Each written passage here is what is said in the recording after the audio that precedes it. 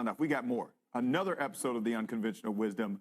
I got a chance to catch up with singer-songwriter, actress, and author Chante Moore, who is currently living in California, which is obviously a hotspot for COVID-19 right now. So we talked about how she's doing during this pandemic and much more.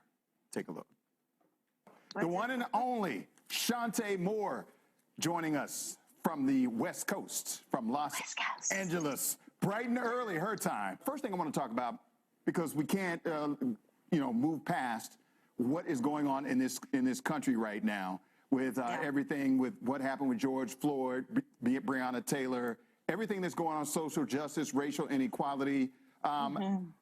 What is this? What does all this mean to you?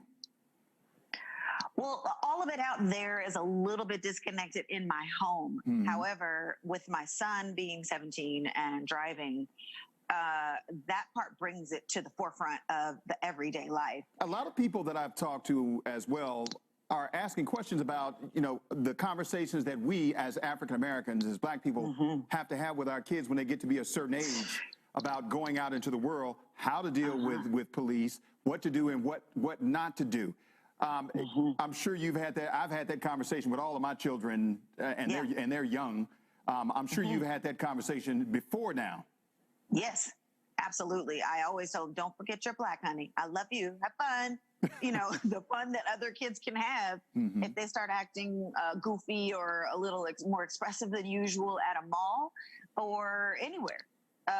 It can turn out to be a completely different outcome because our children have color on their skin. So I really do try to keep him aware of it and not in a heavy way. So I go, oh, don't forget, you're Black. He goes, oh, you're just saying that because I'm Black. I'm like, and ugly.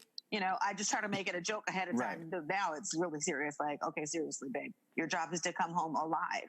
Just be careful. And no matter what happens, come back home to mama alive. That's don't try to be a hero today. Not today. Right. All right, let's switch gears and talk about this pandemic, because a lot of people have been at home, stuck at home. They haven't been able to run and do the other things that they normally do in a safe manner. And in California, it's a lot different because you were open. You were closed at first. Then you were open, and now it's flaring back up, and now you're kind of closed again. So what have you been doing during all of this? What's the feel in California? It's kind of eerie. When everything was shut down, I like to go out and eat by myself, or just kind of be in a space at the park or something. It felt like it wasn't real life. Like the Twilight Zone was what it felt like to me. I find that being home is not strange for me, because when I work, I'm gone and I travel, and so then I come back home, and then it's, make sure I take care of myself and kind of settle. But now having the pandemic and the quarantine part, it's a little odd. But it has brought us closer together as a family. Talk about you got some new music you're working on. Is it out yet? I know COVID-19 has thrown everybody's schedule off. What's the deal with the music?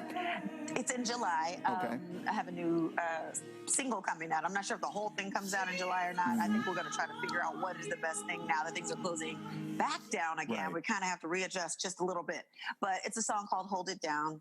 And it really is about kind of what's happening now and holding it down for those who are in places where they can't just support themselves, where it be somebody who's in the Army or armed forces and they're out there. We hold it down as the other half, or if someone is in jail and you're going, you know what, you paying your price. And then when you come home, we're going to find a job for you. We'll find a way and we'll accept you back in our lives again. There's a whole nother side of life that people don't even think about, holding it down. And as a single parent, I've had to hold it down for my children a long time. Right. And it's been great. But, that's something that specifically has to happen. Somebody has to have strength enough to do it. So that's what that song's about. And there's another song that I'm going to co-connect with that. Okay.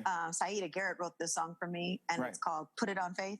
Okay. And I think I'm going to put that out during that time. So I think that's going to be something new and fresh that's going to happen. All right. So that's coming in July. Some new music from Chante Moore coming in July. All right. Yeah. Looking forward to that. I'll let you go on that note. I appreciate your time. Thank you so much. Thank you so much for having me today. It's always a pleasure talking to you. I can't wait to see you again. I can leave the city. I know. If we can get you out of California and get you here to D.C. at some point, maybe in the next year or two. It's one of my favorite cities ever. Yes. Well, Chante, thank you. Thank you. Thank you so A million much. times over.